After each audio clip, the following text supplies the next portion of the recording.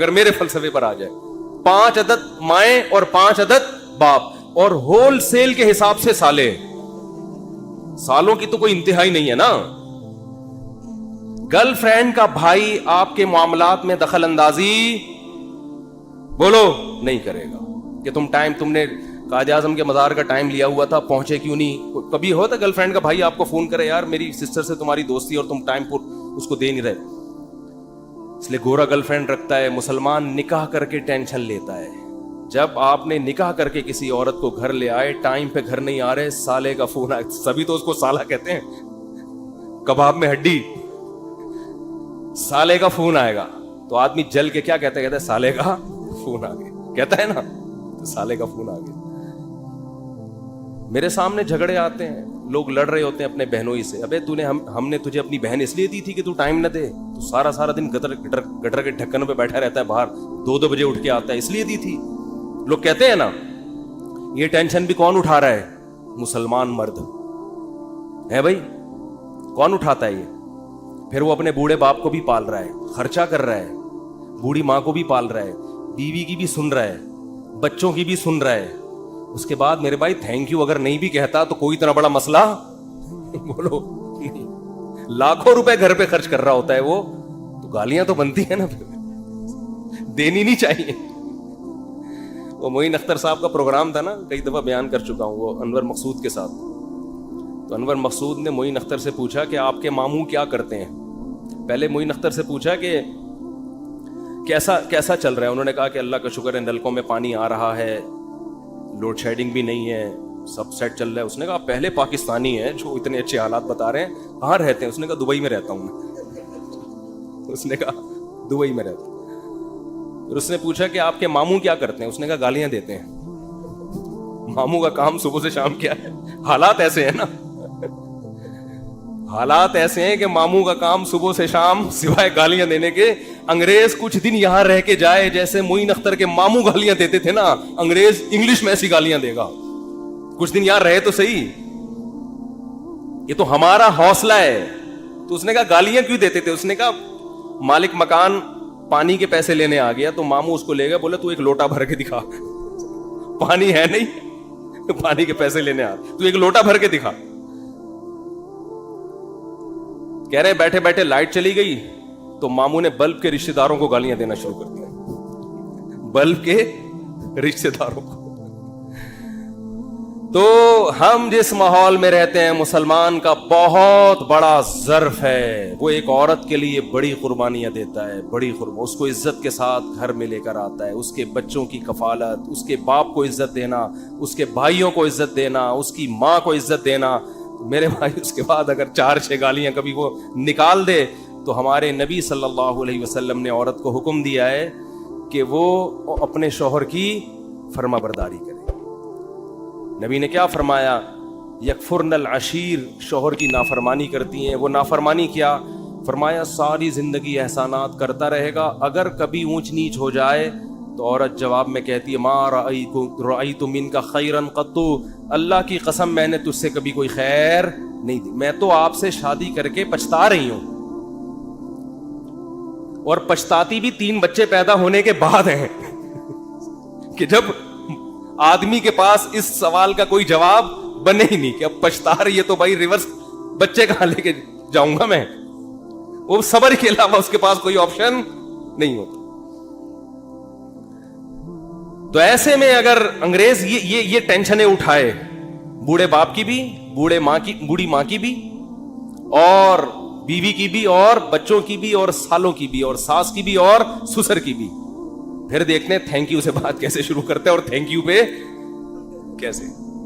وہ ایک صاحب کہنے لگے یار اتنے اچھے اخلاق ہیں. میں نے کہا کسی انگریز سے بولو 50 روپے دے، گالی دے دے مجھے یہ تھینک یو نہیں چاہیے. وہ کہے گا 50 روپے نہیں دوں گا، تھینک یو جتنا لینا ہے. یہ فری پھوکٹ کا تھینک یو ہے بھائی، یہ فری پھوکٹ کا تھینک یو ہے.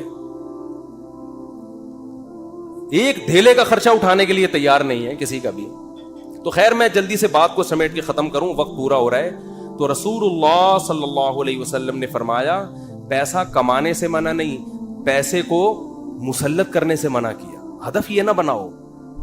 دیکھو پرندہ بھی صبح परिंदा ये नहीं करता कि अल्लाह पे तवक्कुल करे तो अब घोंसले में ही धरना मार के बैठ गया, मैंने सुबह जाना ही नहीं। ये कौवे जितने हैं ना ये वहीं बैठ गए, लियारी में बैठ गए और सुरजानी टाउन में बैठ गए कि छोड़ो यार, अल्लाह पे तवक्कुल करना है, रिस्क खुद ब खुद यहीं आएगा। अल्लाह ने कहा ना ना ना, तुम्हें निकलना पड़ेगा। तो आप सुबह निकलो रिस्क के लिए, लेकिन तसल्ली रखो कि शाम को इंशाअल्लाह पेट भरा हुआ होगा, मेरी बुनियादी सारी जरूरतें पूरी हो चुकी होंगी, और जब मेरी औलाद का टाइम आएगा अल्लाह बच्चों का खर्चा भी मेरी जेब में डालेगा। टेंशन न लो कि 2 बच्चे हो गए तो 3 बच्चे हो गए तो कहां से खिलाऊंगा। जिस अल्लाह ने तुझे खिलाया भाई वो देखो, मां की छातियों में दूध पहले पैदा होता है, बच्चा बाद में पैदा होता है, ये बताने के लिए कि इसका पैदा करने वाला इसके रिस्क से गाफिल नहीं है। हर चीज में गोरों की तरह कैलकुलेशन ना किया करो बैठ के।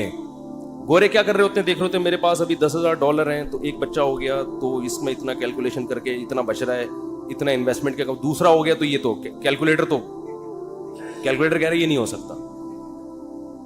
कुरान क्या कहेगा, ओ भाई तू पैदा तो होने दे।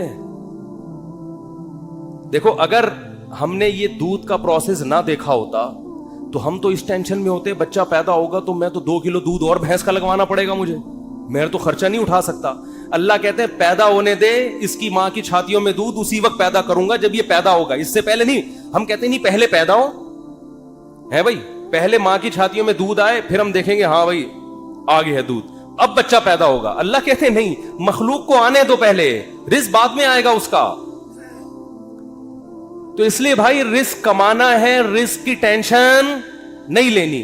अब आप कह सकते हो कि ठीक है हम रिस्क की टेंशन नहीं लेते, कमाते हैं, लेकिन हम तो देख रहे हैं कमाने की कोशिश कर रहे हैं, वो वसीम भाई के पास तो इतना पैसा आ गया, फला के पास तो इतना आ गया, मैं वहीं का वहीं खड़ा हूं। हमारे कजन थे क्या हैं, वो थे ना बन जाए। वो अक्सर कहा करते थे, ये बात तो कहते थे, अब नहीं कहते, अल्लाह का शुक्र अब दीनदार है। कहते यार मुझे टेंशन इस बात की नहीं है कि मेरे पास पैसा नहीं है, मुझे टेंशन इस बात की कि मेरे जितने दोस्त हैं उनके पास आ गया और मैं वहीं का वहीं। तो ये एक मुस्तकिल टेंशन है। देखो इसका नबी सल्लल्लाहु अलैहि वसल्लम ने हल क्या बताया है, परिंदे की मिसाल दी है। परिंदा कंपटीशन में कभी भी नहीं आता, समझ रहे हैं? परिंदा ये नहीं करता कि वो वाले चिड़िया ने वहां जगह उस लोकेशन पे घोंसला बनाया बहरिया टाउन के करीब और मैं लियारी नदी के ऊपर घोंसला, ना ना ना ना ना। परिंदा कहते हैं मेरे लिए, मेरे बच्चों की हिफाजत के लिए मुझे घोंसला चाहिए, लोकेशन को वो ज्यादा अहमियत नहीं देता। मैं दुश्मनों से मेरी हिफाजत रहे, ठीक है ना, सर्दी गर्मी से मेरी हिफाजत रहे।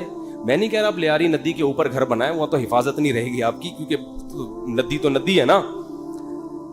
तो आपने ये सोचना है कि मुझे अपने घर में तहफ़्फ़ुज़ के साथ, घर वालों के साथ रहने के लिए छत चाहिए। ये छत अल्लाह इंशाअल्लाह मुयस्सर करेगा, चाहे अपनी हो चाहे किराए की हो, ये टेंशन नहीं लेना है। ये टेंशन कि मेरी अपनी छत हो किराए की ना हो, ये आपकी बनाई हुई टेंशन है। अल्लाह ने इस रिस्क का वादा आपसे नहीं किया है, ये गरीबी है, ये गरीबी है। बुनियादी जरूरत आपकी सालन रोटी होती है ना। अरे भाई आप गए होटल में, निहारी ले आओ, 2 रोटी ले आया, निहारी ले आया, एक ग्रेवी मंगवा लोगे, 2 मंगवा लोगे, उसके बाद क्या कहेगा भाई ये ग्रेवी है, असल जो पैसे थे ना वो प्लेट के थे। अब आपने ग्रेवी को मकसूद बना लिया, आप जाते ही ग्रेवी पहले मंगवा रहे हो कि यार 2 निहारी की ग्रेवियां ले आ। उसको गुस्सा आएगा भाई ग्रेवी तो जिम्नन होती है। आज जो ग्रेवी थी ना, जाती घर ग्रेवी है, ये बुनियादी जरूरत नहीं है। गाड़ी ग्रेवी है, बुनियादी जरूरत W11 में बहुत अच्छी तरह से पूरी होती है।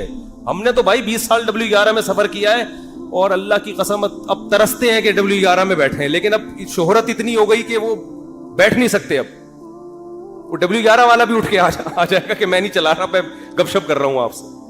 वरना आमिर भाई W11 का मजा आपने लिया होगा ना। W11 कराची की बेहतरीन सौगात है भी G7 4L में अल्लाह दुश्मनों को भी ना बिठाए। जिस तरह वो चलाता है ना इतनी बड़ी बस को, हम तो जब भी बैठे हैं 2-2 फुट उछल उछल के। हमारे एक जानने वाले रिटायर ऑफिसर थे, लेफ्टिनेंट थे, वो बेचारे कराची की बस में ना कहीं पिछली सीट पे बैठ गए। स्पीड ब्रेकर पे जब उछल के धड़ाम से नीचे गिरे, उनकी रीढ़ की हड्डी में मसला हो गया, उसी में उनकी मौत वाकई हुई है। वो नेवी का ऑफिसर बेचारा जंगों में शहीद नहीं हुआ जंगों में शहादत नहीं मिली है। कराची की बस ने उठा के पटकाए और इन्ना लिल्लाह। तो रसूलुल्लाह सल्लल्लाहु अलैहि वसल्लम ने फरमाया, जिसने दुनिया को हदफ नहीं बनाया, जरूरत समझा भाई मेरी बुनियादी जरूरत 2 वक्त की रोटी है, मेरी बुनियादी जरूरत किसी अच्छे इलाके, अच्छे से मुराद जहां चरसी हीरोइन चीना रहते हो, जरा पढ़े लिखे लोग हों, ऐसी जगह पे मुझे घर मिल जाए जहां छत हो, जहां बुनियादी जरूरतें पूरी हो, बस ये बेसिक जरूरत, चाहे वो अपना हो चाहे वो किराए का हो। और नबी ने फरमाया कि जिस शख्स को 2 वक्त की रोटी मिल गई, पेट भर के सर छुपाने की जगह मिल गई, और जिस्म किसी बड़ी बीमारी से महफूज था उसका, और वैसे बताऊं जब ये लाइफ स्टाइल होगा ना तो जिस्म बड़ी बीमारी से महफूज ही होता है आमतौर पे,